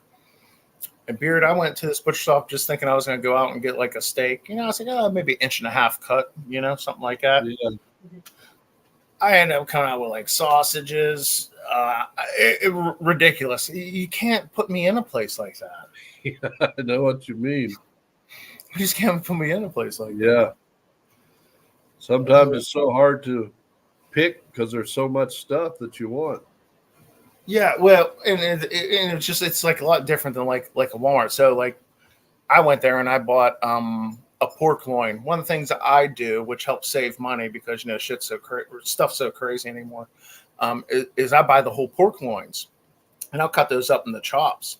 And what's cool about the butcher is like I bought that whole pork loin. Like, well, I'm gonna go home and cut these up in the chops. Yeah, that dude was like, "How you want this cut, buddy?"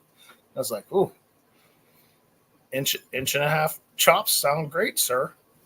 Yeah, so it was real cool. It's like free of charge. So yeah, it was nice. It was nice. It was a nice Father's Day release for me. So, needless to say, you will be a repeat customer.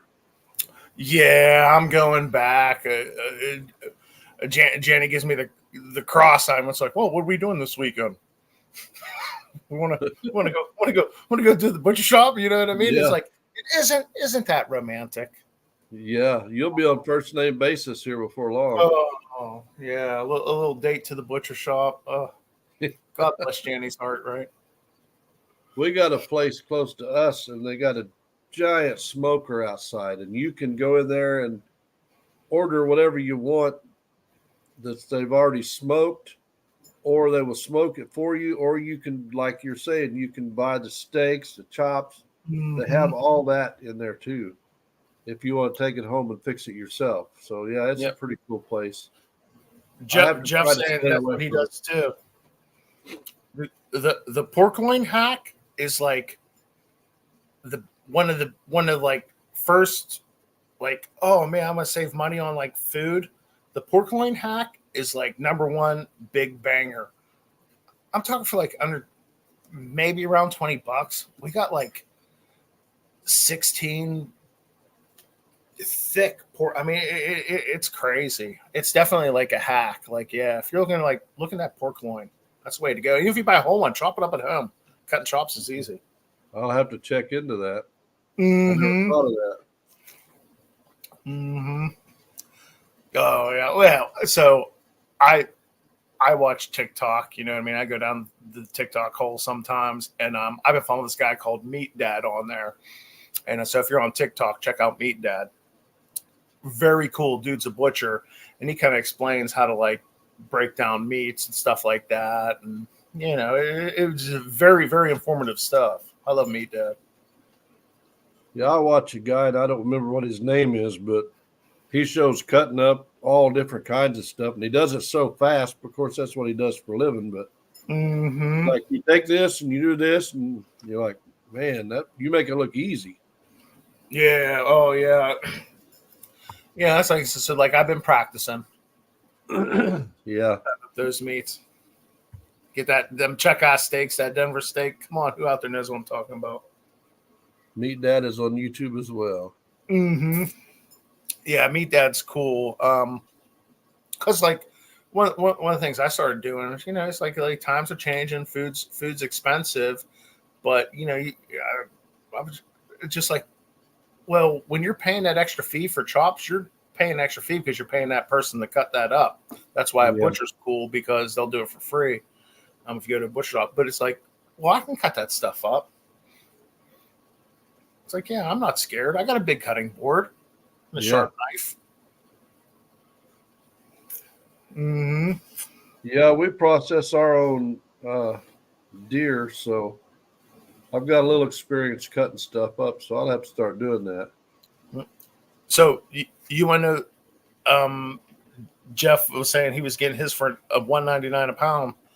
So I don't know, folks. I'm gonna give you a little inside tip. Right after Easter, I don't know how grocery stores are in your area, but here in Pittsburgh, they slashed the prices of pork unbelievably. I mean, it's unbelievable how cheap it is. Packs of bacon are $1, and like spiral hams and full hams were like 19 cents a pound. Wow. So I went beep on all that stuff. I came back with like 3 spiral cut hams. I'm talking like these like 10-pound hams were like $3. Oh, and if you never double smoked a ham, you don't know what you're missing. Yeah, I like smoked ham. Yeah, I tried it for the first time. I coated it with honey, and you know, like a ham's already smoked and this and that, but I have a little electric smoker I like to have fun and play with, and I put it in there and double smoke that ham. Oh, so if you do the spiral cut, you know, you smoke enough to where you could just slice it down. But for the whole hams, I did a pulled ham, so I put that thing in there like a pulled pork, almost like, you know, kind of did the routine with the pulled pork. Yeah. OMG. Hello, awesome. Honeydew Creek. Mm-hmm. The deer loin only cost me less than $1 per cartridge.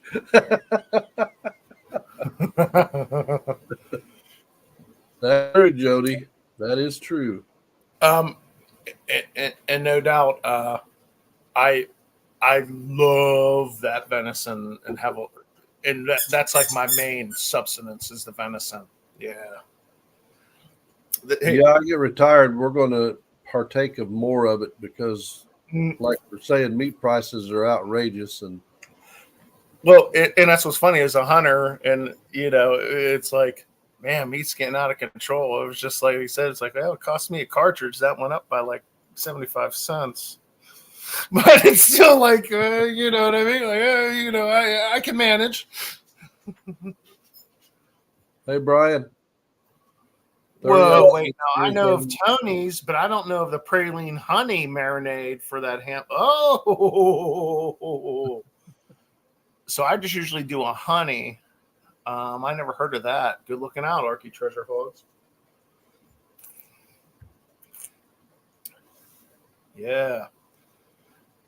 I've seen different things with like Coca-Cola, this and that folks do with it. Hey, here's another thing. So check this out. Maybe folks in chat, I don't know if you haven't, this is kind of reaching out there, but a buddy of mine at work gave me like a gallon of honey to make mead with. So if anyone has any good mead recipes, post them in the chat.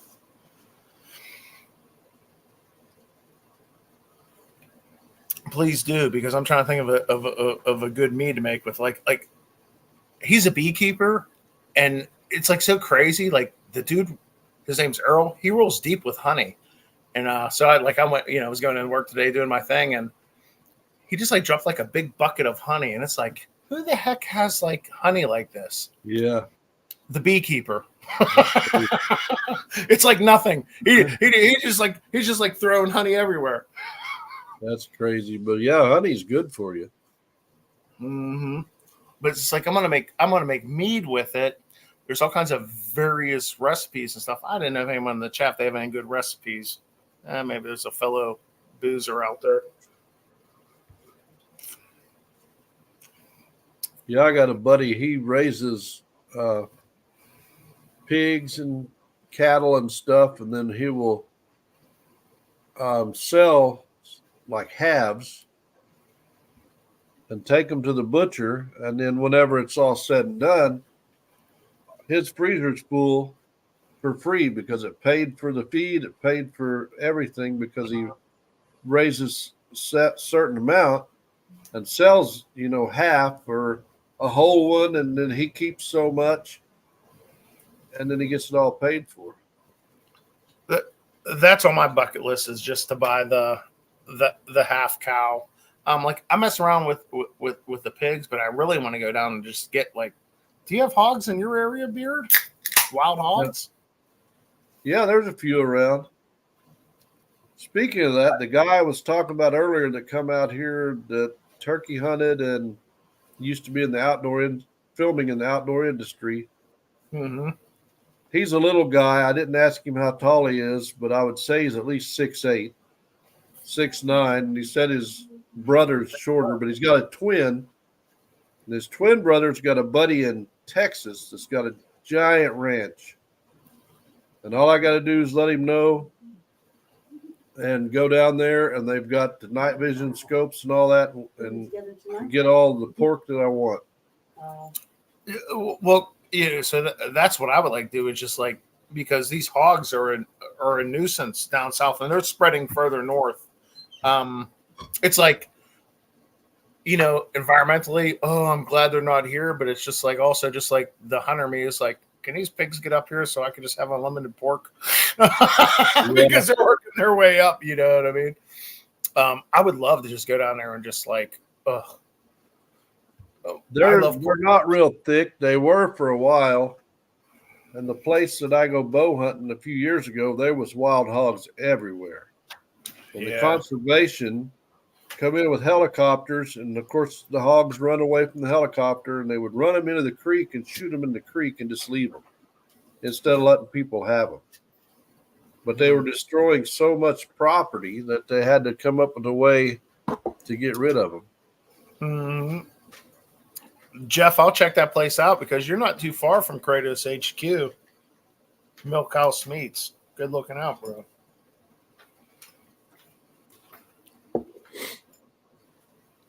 yeah, I just think it's just like all these crazy hogs running around, and I don't live down south, so I don't really understand the impact. I just know what you hear, this and that, and how much can you trust that. But it's like, man, if there was that many pigs running around down there and you could just like shoot them unlimited, I'd probably be 700 pounds, Yeah. and I would have the best pork recipes you'd ever know because I'd just be I would never stop eating pork.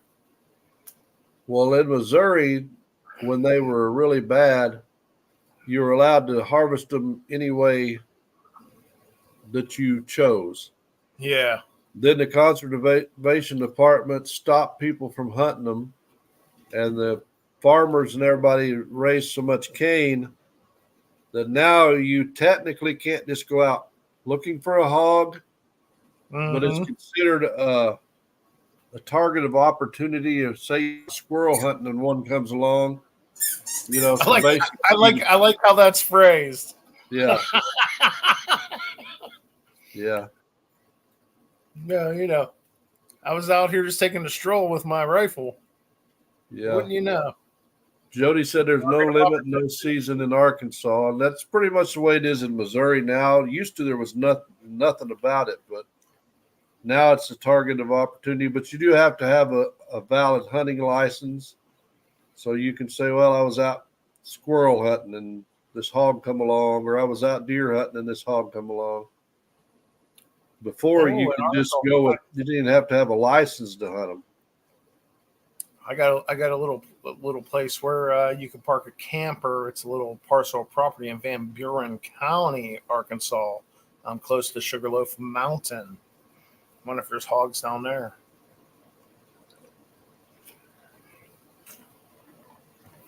I don't know. But he says no. But Arky Treasure Hog says there's no season, no limit on hogs in Arkansas. I need to get down there. Said you only have to have a license, a hunting license. That's sweet. Oh, let's see what. Yeah, I use hamburger. We use a lot of ground. I use a lot of ground deer. That's pretty much what we use around here. It's ground at my place is ground deer.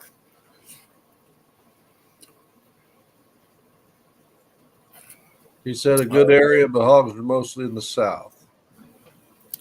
Hey, when I go down there, I'll give you a heads up. Maybe we can hook up. Trying to get this little camper situation and these little like satellite places to go hang out all set up. Heck yeah. I don't know how far that is for me, but it's like 14 hours from Pittsburgh.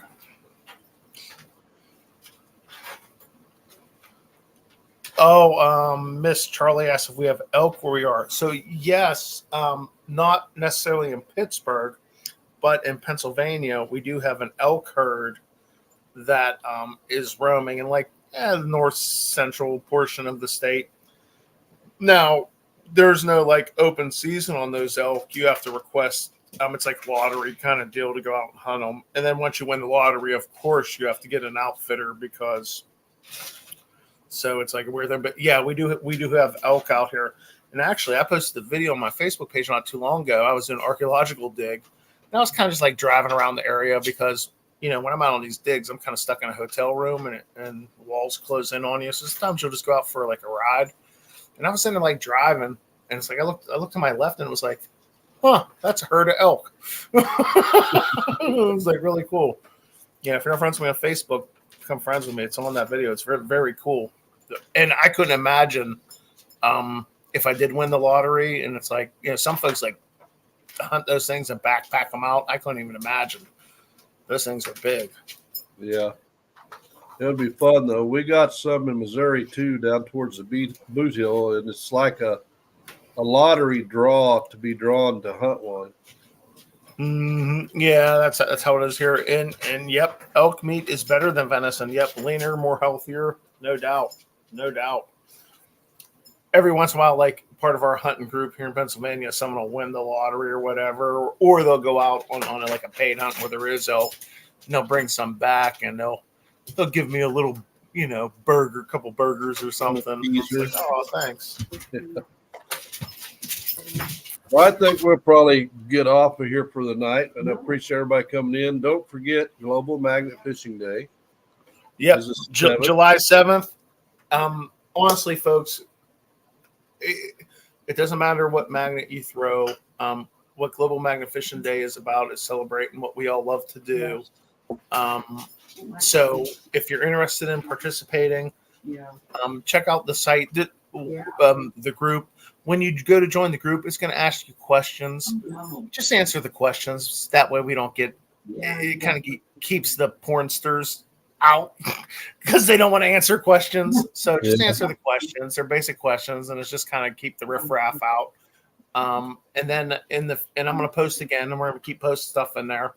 But if you're interested, there's a featured post you can comment on, which I'm monitoring of people who are involved, and then I'll be posting updates too as well, with like time, people who are interested in giving time frames and when they can do stuff and this and that. So let's make this year's Global Magnet Fishing Day awesome.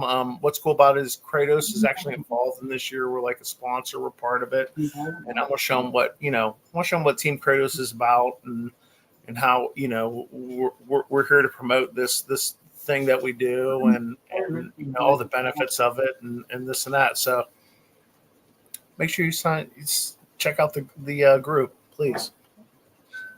Ben, I want to thank you for coming up tonight. Appreciate it. You're always welcome up here. Pleasure as always, Spirit. I love hanging out. Honestly, I could talk for hours. You better shut me off because I love hanging out with you, brother. And honestly, we can just shoot the breeze about. We can go from magnet fishing into whatever. You know what I mean? As I said, we just always have good conversations. Well, we'll talk for a bit after the live's over and let these fine folks get on to what they're doing. But we do appreciate you all. Much love to everybody. Please smash that thumbs up on your way out. Yeah, hit that thumbs up. That's Kratos Smash. My last 2 videos. Please go check them out. Yeah, Kratos Smash a thumbs up and Dandelion Mead. I'm checking it out. You all have a blessed night. We'll see you next Wednesday.